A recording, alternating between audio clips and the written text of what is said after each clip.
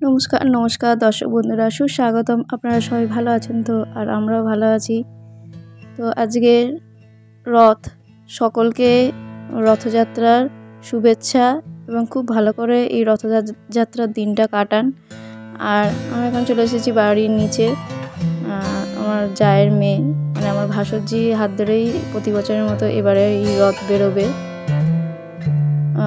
কোনো বছরই তা আমার থাকা হয় না, কারণ প্রত্যেক বছরই রথের দিনে ঠিক আমার ডিউটি থাকেই। তো আজকে রবিবার, তাই রথ পড়েছে আজকে, আর আজকে আমার ছুটিও আছে। তো এবার বাবা জগন্নাথকে নিয়ে, বাবা বলভদ্রকে নিয়ে, মা সুভদ্রাকে নিয়ে এবার বেরোবো। আর দেখুন, বাবা জগন্নাথের পাশে গোপালও বসে আছে। গোপালকেও সঙ্গে করে নিয়ে যাওয়া হচ্ছে, নাহলে গোপাল তো কাঁদবে বলুন। বাবা একটু রথটাকে এগিয়ে দিচ্ছে গেটের কাছে, মা জল ছড়া দিচ্ছে। রবিবার দিনের রথযাত্রার দিনটা পড়ে খুব ভালো হয়েছে। রথ বেরিয়ে পড়েছে।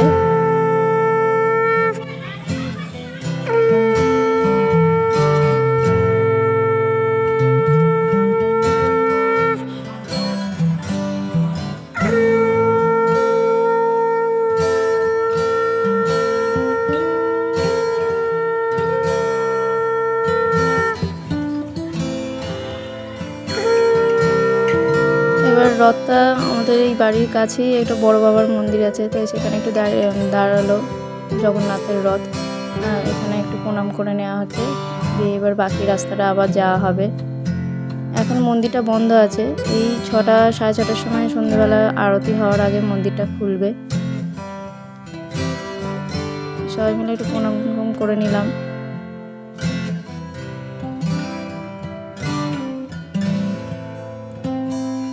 জয় জগন্নাথ, জয় বলভদ্রের জয়, জয় বাবা জগন্নাথের জয়, জয় মা সুভদ্রার জয়।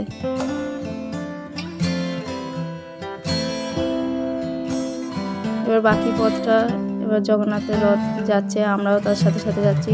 দেখুন কত লোক বেরিয়েছে রথ দেখতে যাবে বলে। আমাদের উলুবেড়িয়া কালীবাড়িতে রথ হয়, বিশাল বড় করে রথ হয়। আমাদের উলুবেড়িয়া কালীবাড়ির রথযাত্রা কিন্তু খুব বিখ্যাত।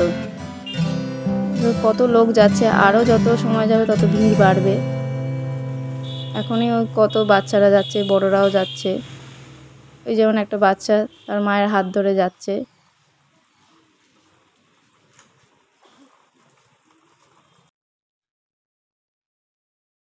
রথযাত্রার দিনে ওয়েদারটাও ভালো ছিল। সকাল থেকে ওয়েদারটা খারাপ ছিল জানেন, বৃষ্টি হচ্ছিল, মেঘলা করেছিল। তো এখন বেশ বিকেলের দিকে ওয়েদারটা ঠিকই আছে। এই যে বাবা, ওই যে গোপুসোনাও যাচ্ছে মায়ের কোলে কোলে। আর আমিও একটু শাঁখ বাজাচ্ছি, কাঁসরটা নিয়ে বেরোয় নি, কারণ এদিকে দিদিভাই ধরে আছে গোপালকে, আর ভাসুরজিও রথ টানছে। এবার রথটা যাতে না মানে জোর করে টানলে তো অনেক সময় বাচ্চারা কী হয়, ধীরে ধীরে যেতে যেতে অনেক সময় ক্লান্ত হয়ে যায়, তাই একটু অনেক সময় জোরে জোরে রথটাকে টানতে যায়। কিন্তু এ তো ছোটো রথ, জোরে জোরে টানলে তো রথটা পড়ে যেতে পারে, সেই জন্য মা ধরে ধরে নিয়ে যাচ্ছে। তাই আমি এক হাতে শাঁখ বাজাতে বাজাতে যাচ্ছি। শাঁখটাও তো শুভ। এবার অনেকখানি পথ বাবা জগন্নাথ আসার পর এখানে আমরা দাঁড়ালাম। এখানে হচ্ছে একটা সরকারি ইরিগেশন অফিস। কত গাছপালা রয়েছে। প্রতিদিনই যাওয়া আসার সময়, যখন ডিউটি যাই তখন যাওয়া আসার সময় গাছপালাগুলো দেখি, খুব ভালো লাগে। কি সুন্দর লাগছে দেখুন গাছপালাগুলো। সত্যি গাছপালা, ফুল ফল এগুলোর কিন্তু একটা আলাদা শোভা রয়েছে। আর এদিকে দেখুন মাধবীলতা ফুল। ছোটোবেলায় এই মাধবীলতা ফুলগুলো তুলে আমরা মানে সুতো ছাড়াই একটা মোটার সঙ্গে একটা ফুল গেঁথে গেঁথে বড় মালা বানিয়ে নিতাম। কোনো সূচ আর সুতের প্রয়োজন হতো না এই ফুল দিয়ে মালা গাঁথার জন্য। এই দেখুন আমার জামাই টাটা করছে। আচ্ছা দর্শক বন্ধুরা, আপনারা বলুন তো এটা কী গাছ? এই গাছগুলো সমুদ্রের ধারে বেশি দেখা যায়। এর আগে কিছুদিন আগে একটা আপনাদের যে বিয়েবাড়ির ভিডিও শেয়ার করেছিলাম, তার সেখানেও এই গাছটা ছিল। তো দূর থেকে হয়তো বুঝতে পেরেছেন কিনা ঠিক জানা নেই আমার, কিন্তু এইটা দেখে একটু বলুন তো কী গাছ? এই সময় পুরীতেও কত ভিড় হয়, কত ভক্তের সমাগম হয়।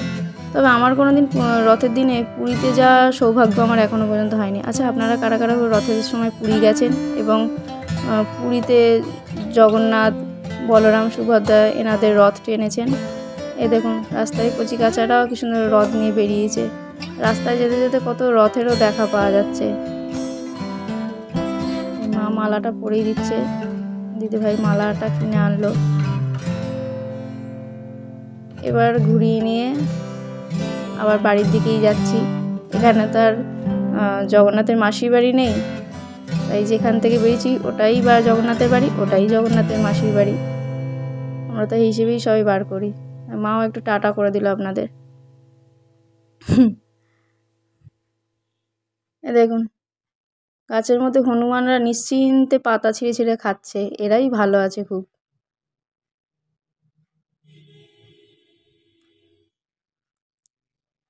দেখুন আরও চেনা জানা লোকের সঙ্গে দেখা গেল, আরও সব কচিকাচারা আসছে রথ টানতে টানতে, কতগুলো রথ।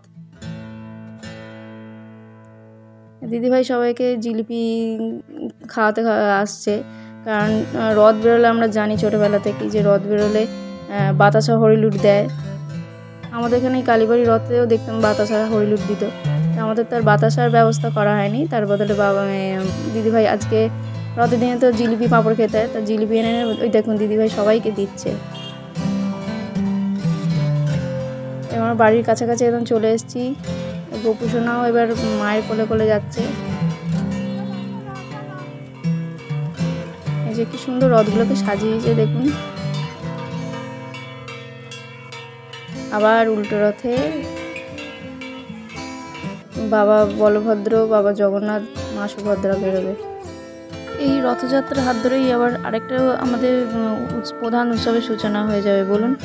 আর আজকের এই রথের দিনেই তো কত জায়গায় দুর্গা মণ্ডপে খুঁটি পুজো হয়, আর এই খুঁটি পুজোর মাধ্যমেই দুর্গা পুজোর সূচনা হয়। মা আসতে আর 100 দিনও বাকি নেই। এই রথযাত্রা হলে ভীষণ আনন্দ হয় যে আমাদের দুর্গা পুজোটাও আসছে এবার, ভীষণ ভালো লাগছে। আর এই রথযাত্রার দিনে আরেকটা জিনিস খুব মনে পড়ে, এই রাস্তায় হাঁটতে হাঁটতে ছোটোবেলায় পড়েছিলাম জানেন, যে পথ ভাবে আমি দেব, রথ ভাবে আমি, মূর্তি ভাবে আমি দেব, হাসে অন্তর্যামী। তো এই ছোট্ট কবিতা দিয়ে যে ভিডিওটি শেষ করলাম। আরও একবার সবাইকে রথযাত্রায় অনেক অনেক শুভেচ্ছা। ছোটরা নাগরদোলায় চড়ুন আর জিলিপি পাঁপড় খান। আর ভিডিওটি ভালো লাগলে লাইক, কমেন্ট, শেয়ার, সাবস্ক্রাইব করুন। Thank you.